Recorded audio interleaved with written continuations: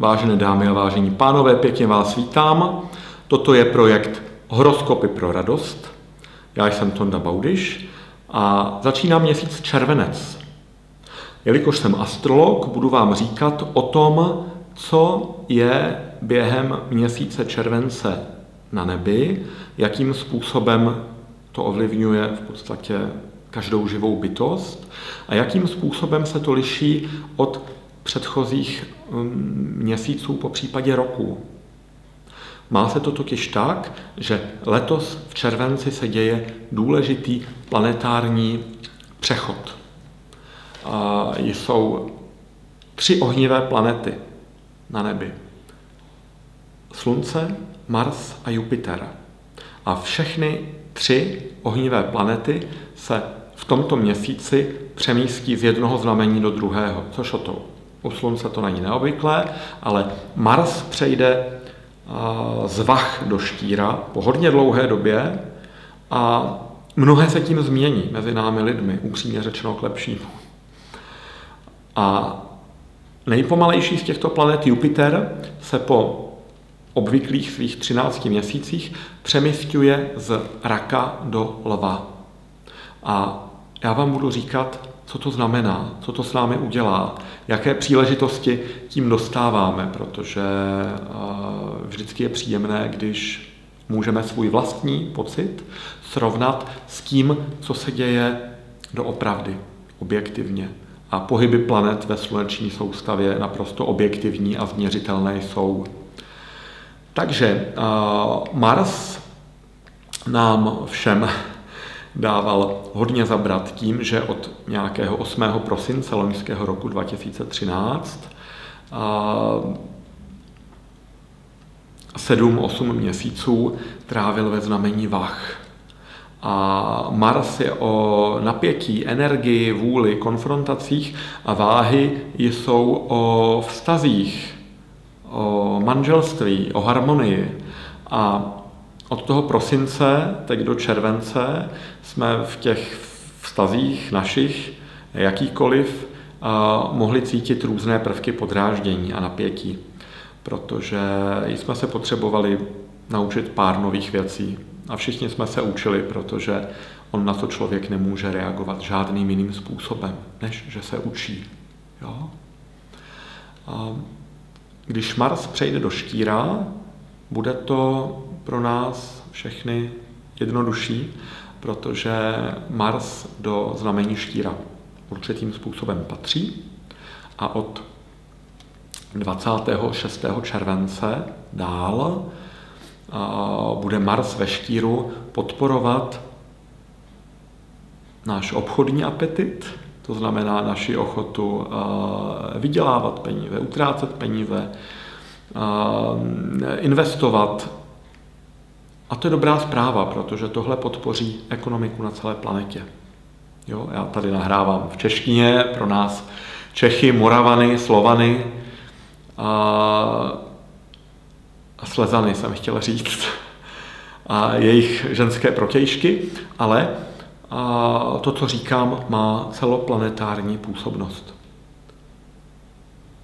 Mars, když vstoupí do Štíra, ohromně to posílí i náš sexuální apetit, ochotu mužů i žen milovat se, vzrušovat se, prožívat sexualitu, chcete-li na plné kule.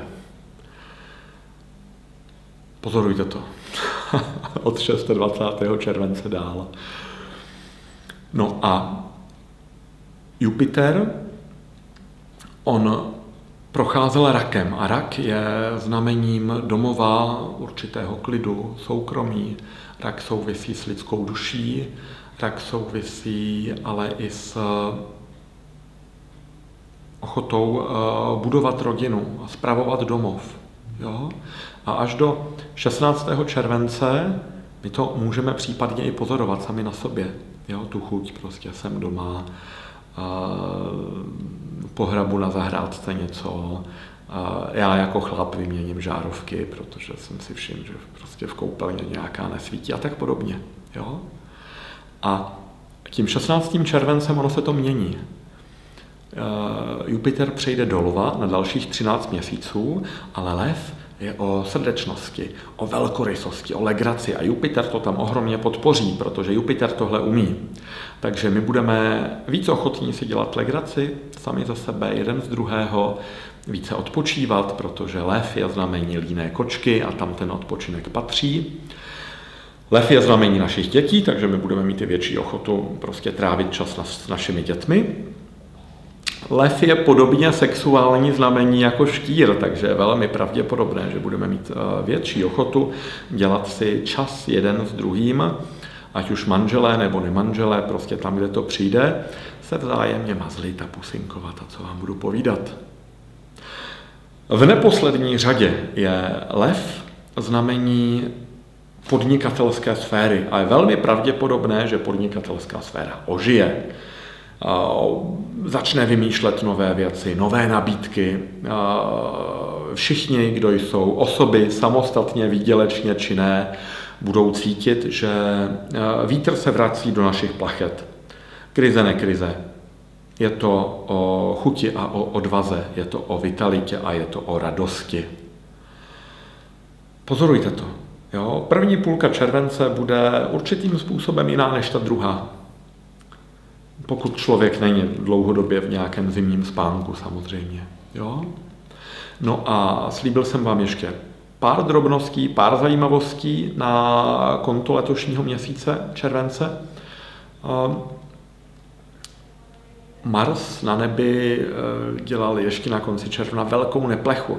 Byl v napětí s Plutem, kdy přesně 13.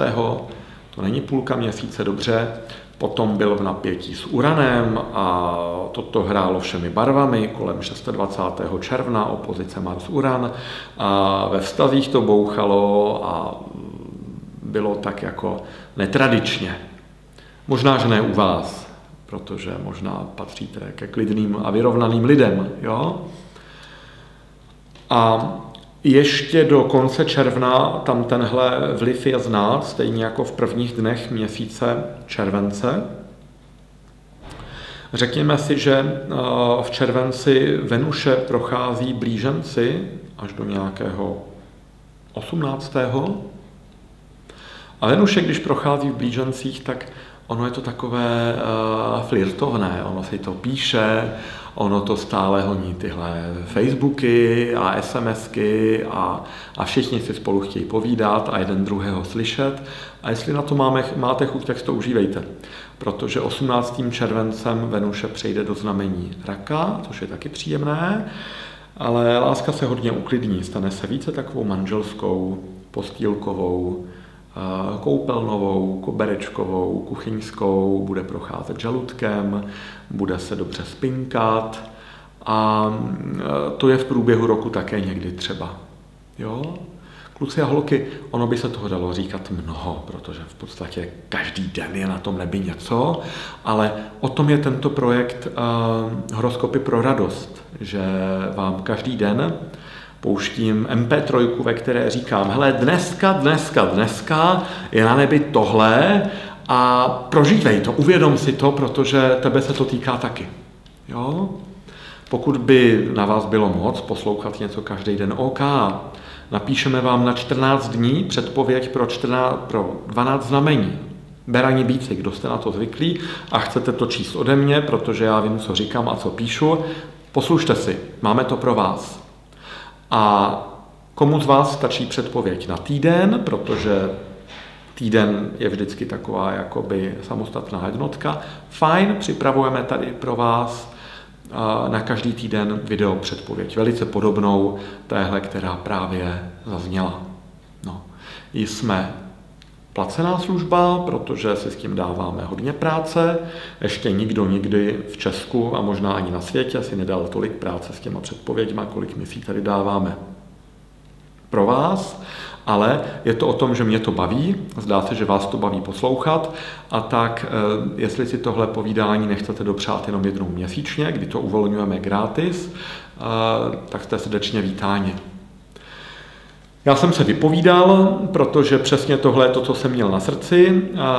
Díky, že jste se na naši předpověď dívali a s kým z vás se uvidím až v srpnu, už teď se na vás těším. Mějte se nádherně. Ahoj, Tonda.